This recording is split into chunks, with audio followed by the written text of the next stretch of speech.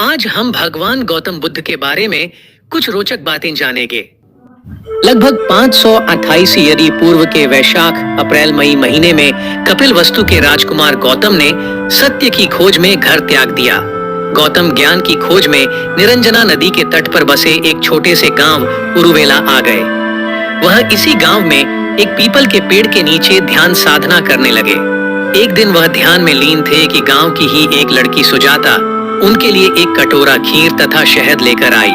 इस भोजन को करने के बाद गौतम पुनः ध्यान में लीन हो गए। इसके कुछ दिनों बाद ही उनके अज्ञान का बादल छट गया और उन्हें ज्ञान की प्राप्ति हुई।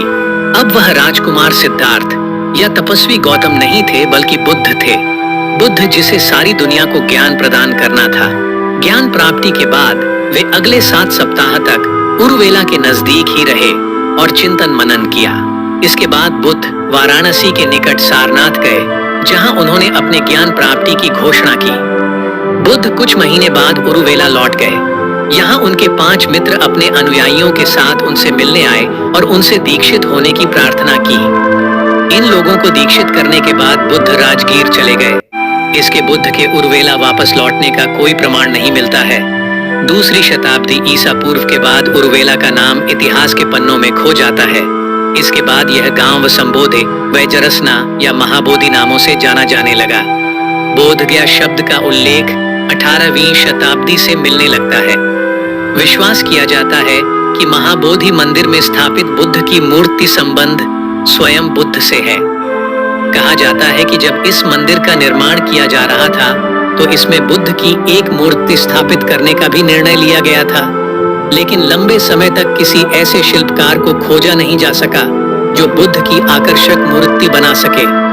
सहसा एक दिन एक व्यक्ति आया और उसे मूर्ति बनाने की इच्छा जाहिर की, लेकिन इसके लिए उसने कुछ शर्तें भी रखी।